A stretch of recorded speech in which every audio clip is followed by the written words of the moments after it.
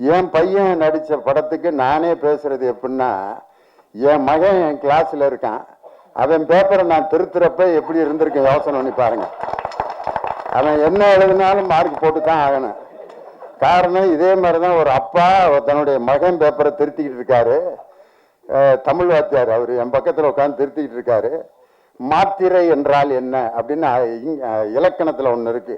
எழுத்தினுடைய அந்த டைமிங், இக் அப்படிங்கிறது அரை மாத்திரை, காங்கிறது ஒரு மாத்திரை, காங்கிறது 2 மாத்திரை அப்படிம்பாங்க. அதை சொல்லி எழுதணும். மாத்திரை என்றால் என்ன, எடுத்துக்காட்டுகளுடன் விளக்குக. அவன் மறந்துட்டான் படித்ததை. அவனுக்கு தெரிஞ்ச மாத்திரை எழுதியிருக்கான். மாத்திரை என்பது நோய் வந்தால் கொடுக்கப்படும் ஒரு வில்லை. இது அரசாங்க மருத்துவமனையில் இலவசமாக கிடைக்கும். மெடிக்கல் ஸ்டோரிலே காசு கொடுத்தால் தான் கொடுப்பார்கள். அரசாங்க மருத்துவமனையில் கொடுக்கப்படும் மாத்திரையில் தானா ஆனா என்று எழுதி இருக்கும். இதுதான் மாத்திரை அப்படின்னு எழுதிட்டான். ஆனா உண்மையிலே அவனுக்கு மார்க் கொடுத்து தான் ஆகணும். தமிழ் இலக்கணத்தில் மாத்திரை என்றால் என்னன்னா கேட்டிருந்தாங்க, இல்ல மாத்திரைன்னு கேட்டிருந்தான், எழுதியிருந்தான். தொத்த அப்பே ரைட்டு போட்டு மார்க்க போட்டான் 5க்கு 5. இப்ப என் பையன் நடிச்ச படத்துக்கு நானே போய் பாராட்டி பேசுறது அவ்வளவு நல்லா இருக்காது. ஆனா இருந்தாலும் ஒரு பேச்சாளருங்கிற முறையில என்னை கூட்டு வந்து ரொம்ப அருமையா இந்த நிகழ்ச்சிக்கு வந்து என் முன்னாடியே பேசினாரு. ரொம்ப சந்தோஷம். இந்த 2 அப்பா அம்மா இன்னைக்கு மேடையில் ஒன்னா இருக்கான். நான் என் பையன் தேவா ஐயா அவருடைய சன்னு, 2 தலைமுறையும் ஒரே இடத்துல சந்திச்சது ரொம்ப சந்தோஷம். நம்ம தேனிசை தென்றல் தேவா சாரு எங்க குடும்பத்துல ரொம்ப ஒண்ணுக்குள்ள ஒண்ணு. காரணம் அவரோட பாட்டை சொல்லி தான் பயங்கர பட்டிமன்றத்துல ஹிட் ஆனோம். லாலாக்கு டோல் டொப்பிமா கண்ணே கங்கம்மா இடுப்ப சுத்தி திருப்பி பாரம்மா அப்படின்னு சொல்லிட்டு இந்த பாட்டு கவிஞர் வாலி ஒரு பெண்ணை பெருமைப்படுத்துவதற்காக எழுதினார் அப்படின்னு சொல்லிட்டு அதுக்கு விளக்கம் கொடுத்தோம். லாலா என்றால் திருநெல்வேலியில் அல்வா கிண்டும் இடம், டோல் என்றால் அடுப்பு, டப்பி என்றால் மாவு வைக்கும் டப்பா. இப்படி அல்வா அடுப்பில வேலை செய்யும் கங்கம்மா என்ற பெண்ணே, உன்னுடைய இடுப்பை அடிக்கடி திருப்பிப்பார். ஏனென்றால் ஸ்டவ்விலிருந்து தீ உன் சேலையில் பற்றிவிடக் கூடும் என்பதற்காகத்தான் கவிஞர் வாலி லாலாக்கு டோல் டோப்பிமா கண்ணே கங்கம்மா இடுப்பு சுத்தி திருப்பி பாரம்மா என்று எழுதியதன் நோக்கம் இதுதான் அப்படின்னு சொன்னோன்னா எல்லாரும் உண்மை. வாலி வந்து என்னை பார்த்துட்டு கண்ணீர் விட்டு அழுதுட்டாரு. சத்தியமா நான் இப்படி நினைச்சு எழுதவே இல்லடா, ஏன்டா இப்படி ஒவ்வொரு பாட்டுக்கும் இப்படி அர்த்தம் சொல்லி உசுர வாங்குறீங்க அப்படின்னாரு. அந்த பாட்டு தேவாண்ணன் பாட்டை அன்னைக்கு தொடங்கினதுதான். அவருடைய பாட்டு எத்தனையோ பாட்டு மேடையில பாடியிருக்கேன். பஞ்சு மிட்டாய் சீலை கட்டி பச்சை வண்ண ரவிக்க போட்டு கஞ்சி கொண்டு போறவளே நெஞ்சுக்குள்ள நீ வாரியா அடவாரி விட்டாக்க வர வேலைச்சாக்க மடுதறிஞ்சாக்க வாரம் பொங்க சிஞ்சா சிஞ்சா சிஞ்சா சின். 2 பாட்டையும் ஐயா தான் மியூசிக் போட்டார். 2மே எதுல இருந்து எதை கொண்டு வந்து மேட்சிங் பண்ணியிருக்காரு பாருங்க. அவர் வந்து வெறும் கானா பாட்டு, வெறும் குத்துப்பாட்டு மட்டும் இல்ல, கர்நாடக சங்கீதத்தில் அவர் எழுதி அவர் இசையமைத்த பாடல்களுக்கு நான் மிகப்பெரிய அடிமை. ஆனந்த பைரவிங்கிற ராகத்துல ஹரிகரன் பாடியிருப்பார். கொஞ்ச நாள் பொறு தலைவா ஒரு வஞ்சி கொடி இங்கே வருவா, கண்ணீரண்டில் போர் தொடுப்பா அந்த வெண்ணிலவ தோற்கடிப்பா. ஆனந்த பைரவி ராகத்துல இவ்வளவு அழகான ஒரு பாட்டு. பாட்ஷா படத்துல அந்த பாட்டு வர்ற சீன் இருக்கும் பாருங்க. ரஜினி சார் வந்து அந்த மெடிக்கல் காலேஜ் இடம் கொடுக்குறவன்ட்ட எனக்கு என்ன ஒரு பேர் இருக்கு காதுல போய் சொல்லுவாரு, பாட்ஷா அப்படின்பாரு. தங்க மகன் என்று சிங்க நடை போட்டு அருகில் அருகில் வந்தாள் அப்படின்னு சொல்லி அந்த கம்பீர நாட்ட ராகத்துல உண்மையிலே அவர் கர்நாடக சங்கீதத்திலும் மிகப்பெரிய வல்லமை உள்ளவர். இன்னைக்கு அவர் கர்நாடக சங்கீதத்துக்காகவே ஒரு படத்துக்கு மியூசிக் போட்டிருக்காரு. அந்த படம் மிகப்பெரிய சங்கராபரணம் மாதிரி வெற்றி அடையணும்னு சொல்லி நம்ம தேவா சாருக்கு என்னுடைய மனமார்ந்த நன்றி. இந்த படத்துக்கு அவர் தான் உண்மையிலே ஹீரோ. அதனால அவருடைய பாட்டை பத்தி ஒரு தனி பட்டிமன்றம் போடலாம்னு நான் ஆசைப்படுறேன். அவர் கூடவே அவருடைய இசைக்குழுவோட வச்சு மெல்லிசை மன்னரும் நகைச்சுவை தென்றலும்னு MSV ஐயா கூட ஒரு 14 வாரம் விஜய் டிவியில ப்ரோக்ராம் பண்ணான். இனி அடுத்து தேனிசை தென்றலும் நகைச்சுவை தென்றலும் சொல்லி நானும் தேவாசாரும் சேர்ந்து ஒரு ப்ரோக்ராம் பண்ணணும்னு சொல்லி எனக்கு ரொம்ப ஆசை. அந்த கனவை நனவாக்கணும்னு ரொம்ப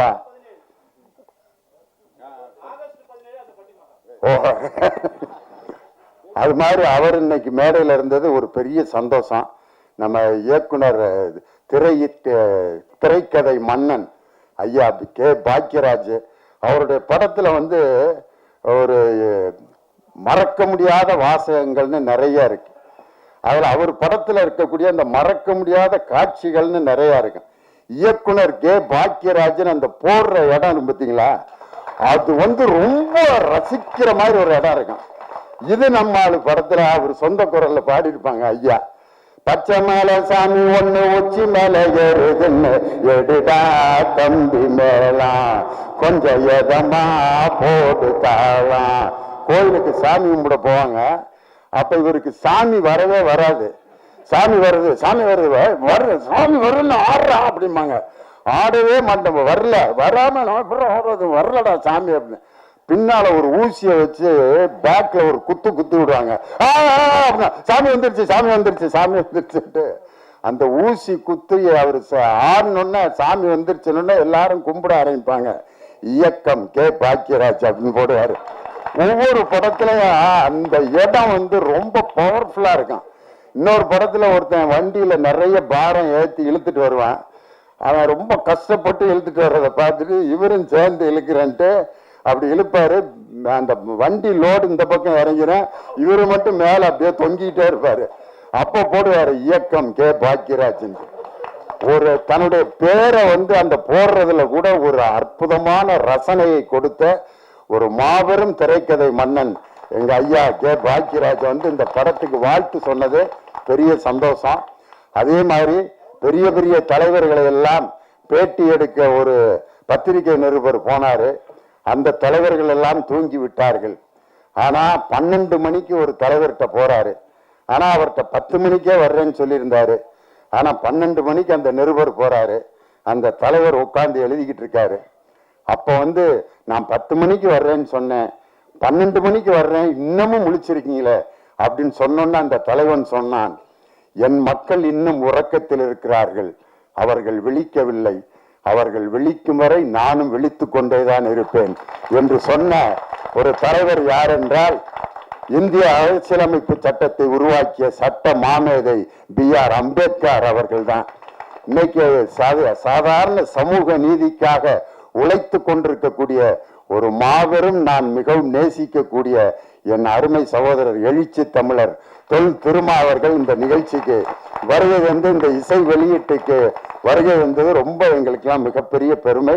இந்த நிகழ்ச்சிக்கு வருகை இந்த அன்பு சகோதரர் வன்னியரசு உள்ளிட்ட எல்லாருக்கும் என்னுடைய வணக்கத்தை சொல்லி ஒரே ஒரு கம்பாரிசன் மட்டும். அதாவது 2 விதமான கருவிகள் இருக்கும். நின்று வாசித்தோம்னா அதுக்கு பேர் நையாண்டி மேளம்பான், உட்காந்து அடிச்சோம்னா அதுக்கு பேர் தவில். அவர் பெரிய வித்வான். இவர் குச்சியை வச்சுட்டு டண்டக்கன் டண்டக்கன் டண்டக்கன் டண்டக்கன் அடிப்பாரு. அவர் நையாண்டி மேளம் அவருக்கு பேரு. அதே மேடையில உட்காந்து தாக்கிட்டன்னு அடிச்சா ஆஹா பெரிய வித்வான்ற தமிழ் வித்வான் அப்படிம்பாங்க. அதே மாதிரி நாயனம் கீழே நின்று கரகாட்டத்துக்கு ஊதுவாரு, அதுக்கு பேரு நாயனம்பாங்க. அதையே மேடையில உட்காந்து அப்படின்னா நாதஸ்வர வித்வான் அவருக்கு பேரு. நின்று வாசிச்சா அவர் நையாண்டி மேளம் நாயனா, ஆனா உட்காந்து வாசிச்சா அதுக்கே இன்னொரு பேரு. அதே மாதிரிதான் இந்த தப்பாட்டத்தை உட்காந்து நீங்க வாசிக்க முடியுமா? யாராவது ஐயாட்ட கேட்கிறேன், உட்காந்து அடிக்க முடியுமா? ஐயா முடியவே முடியாது. அதுக்கு ஒரு எனர்ஜி இல்லாம தப்பாட்டத்தை யாராலும் வாசிக்கவே முடியாது. ஐயா இப்படி வாசிக்கிட்டே இருந்தாரு, திடீர்னு இப்படி ஒரு மூமெண்ட் கொடுத்தாரு பாருங்க, கூட்டமே அப்படியே லேசா அப்படியே அவரு கூட அப்படியே ஆடிச்சு. அதே மாதிரி நம்ம ஆழி இசைக்குழு அடாடாடா பெர்ஃபார்மன்ஸ் உண்மையிலே அந்த தப்பாட்டத்துக்குன்னு ஒரு யூனிஃபார்ம் இருக்கும். ஆனா எல்லாம் ஜீன்ஸ் பேண்ட் டி ஷர்ட் போட்டு நார்த் ஸ்டார் ஷூ போட்டு அவங்க வாசித்த அந்த அழகு கலை ரொம்ப அந்த எழிலுக்கு என்னுடைய மனமார்ந்த வாழ்த்துக்களும் பாராட்டுக்கலாம். அதனால இந்த நிகழ்ச்சிக்கு வருகை வந்து இந்த அருமையான இசை நிகழ்ச்சியில தப்பாட்டங்கிறது எல்லா இடத்துலயும் இந்த தப்பு இசை வந்துகிட்டே இருக்கும். இளையராஜா சார் புன்னகை மன்னன் படத்துல ஒரு பாட்டு போட்டிருப்பாரு, ரேவதி டான்ஸ் ஆடி இருப்பாங்க. கவிதை கேளுங்கள் கருவில் பிறந்தது ராகம், நடனம் பாருங்கள் இதுவும் ஒரு வகை ராகம். அதுல இடையில வரும் தப்பாட்டம், ஜகன ஜகன ஜம் ஜம் தக ஜகன ஜகன ஜம், ஜகன ஜகன ஜம் ஜம் தக ஜகன ஜகன ஜம், ஜகன ஜகன ஜம் ஜம் தக ஜகன ஜகன ஜம், ஜகன ஜகன ஜம் ஜம் தக ஜகன ஜகன ஜம். ஆனா அதுல ரேவதி பரதநாட்டியம் ஆடுவாங்க. ஆனா இது உண்மையிலே இது எங்கிருந்து பிறந்தது என்றால் ஒரு தப்பு, அதாவது பறை இசையிலிருந்து கிளம்பியதுதான் இந்த அருமையான தாளம் ஜதி எல்லாமே. அதே மாதிரி இன்னொரு படத்துல ராமராஜன் ஐயா பாடுறப்ப ஒரு காதல் பாட்டுல ஜிஞ்சனக்கு ஜனக்கு நான் சொல்லி தரேன் கணக்கு, மனைவி கிட்ட கணக்கு சொல்றதுக்கு கூட ஜிஞ்சனக்கு ஜனக்கு தான். அது கூட பாருங்க, அதுக்கு பேர் காதல் பறை, ஜிஞ்சனக்கு ஜனக்கு நான் சொல்லி தர்றேன் கணக்கு அப்படின்னு.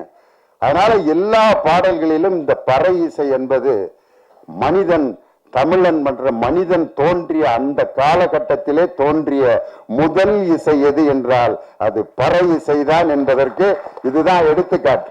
அதனாலதான் திருக்குறள்ல குழல் இனிது யாழ் இனிது அப்படின்ற குழல் யாழ் ரெண்டுலையும் பாருங்க சிறப்பு ரகரம் இருக்கும். முழவு அப்படிங்கிற வார்த்தையிலே சிறப்பு ரகரம் இருக்கும். இந்த மூன்று கருவிகளும் பாருங்க, குழல்ங்கிறது ஊதுற கருவி, யாழ்ங்கிறது கம்பி கருவி, முழவுங்கிறது தோல் கருவி. இந்த மூணுலையும் தமிழுக்கு வரக்கூடிய சிறப்பு லகரம் இருக்கு அப்படின்னு சொன்னா இசையின் மூல ஆதார மொழி எது என்று சொன்னால் குழல் இனிது யாழ் இனிது என்று வள்ளுவரே எழுதியிருக்காருனா 2000 ஆண்டுகளுக்கு முன்பே இசையில் தோன்றிய இனம் தமிழ் இனம்தான். அவனால் உருவாக்கப்பட்ட இசை இந்த பறை இசை. அதனால அந்த மிருதங்கத்தில எல்லாம் பாத்தீங்கன்னா வார் பிடிக்கிறது சுதி சேர்க்கறதுலாம் சொல்லுவாங்க. பறையில எல்லாம் சுதி சேர்க்கறது ஒன்றும் கிடையாது. நெருப்பை மூட்டி ஒரு காய்ச்சுவாங்க, டங் டங் டங் டங் டங். இன்னைக்கு பனியில இருந்தனால தண்டங்க தண்டங்க தண்டங்க எழிலோட இது ரொம்ப ஒரு நெருப்புல மட்டும் காய்ச்சி இருந்தா இன்னைக்கு இந்த இடமே அப்படி அதிர்வு இருந்திருக்கும். அதுல அந்த வார் பிடிக்கிறதுங்கிறத தில்லான மோனம்பால் படத்துல நாகேஷ் பாத்தீங்கன்னா அதுல சவுடால் வைத்தியா நடிச்சிருப்பாரு. ஏண்டா அம்பி சண்முகம் சொல்றான், மகாராஜா ஊதுறது கூப்பிடுறாரு வர்றதா, ஏண்டிமா மோகனா இங்க மகாராஜா கூப்பிட்டு இருக்காரு வந்துட்டு இருக்காரா அப்படின்னு பேசிட்டே இருப்பாரு. அப்ப பாலையா சொல்லுவாரு, இந்த நரம்பு பயலை வார் புடிச்சா எல்லாம் சரியா போரும்டா அப்படிம்பாரு. அந்த நாகேச நரம்பு புயலை வார் பிடிச்சாம்பார். அந்த மிருதங்கத்துல சுருதி சேர்க்கிறதுன்னு ஒரு இடம் இருக்கு. ஆனா பறை இசைக்கு அப்படிலாம் இல்லை. மக்களுடைய எண்ணங்களிலும் மகிழ்ச்சியிலும் ஒவ்வொரு விஷயத்திலும் உருவானது இந்த பறை இசை. விலங்குகளிடமிருந்து தன்னை காப்பாற்றுவதற்காகவும் மற்றவர்களுக்கு செய்திகளை அறிவிப்பதற்காக உருவாக்கப்பட்ட இசை இந்த பறை இசை. எங்க ஊர்ல இந்த பறை இசை எப்படி பயன்படுத்தினாங்கன்னா 2 குரூப் இடையில திருவிழாவில் சண்டை வந்துருச்சு. நான் இப்ப என்ன நான் அடிச்சு கொல்லாம விட மாட்டான் கத்திக்கிட்டு இருக்கான்.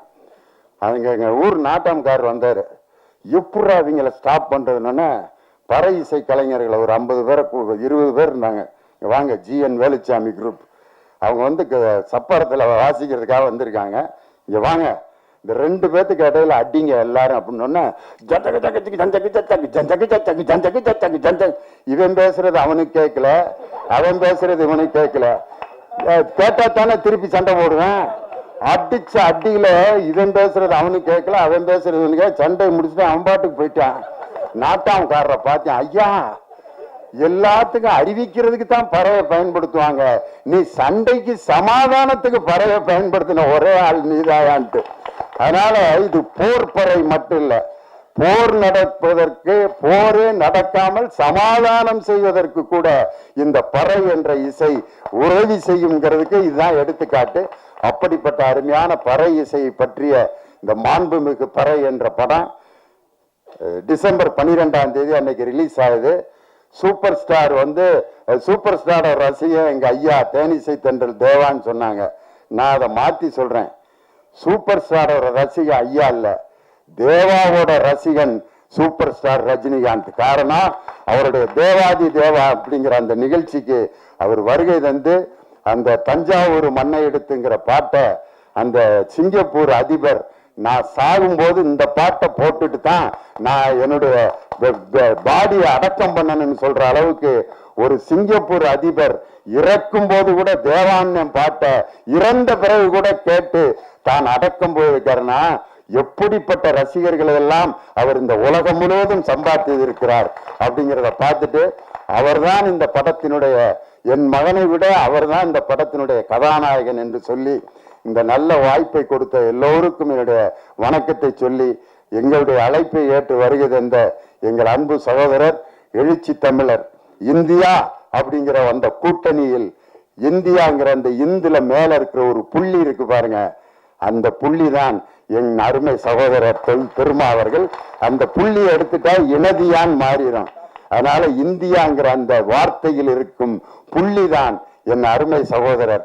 கருப்பு, சிவப்பு, நீலம் மூன்றும் சேர்ந்து இந்த இந்தியாவில் சமூக நீதியை கொண்டு வரும் என்ற ஆழ்ந்த நம்பிக்கையில் எங்கள் அருமை சகோதரர் திருமா அவர்களை இந்த நிகழ்ச்சிக்கு வருகை தந்ததற்காக பலமுறை அவருக்கு எங்கள் குடும்பத்தின் சார்பாக இந்த டீம் சார்பாக நன்றி சொல்லி உங்களிடமிருந்து விடைபெறுகிறேன். நன்றி, வணக்கம்.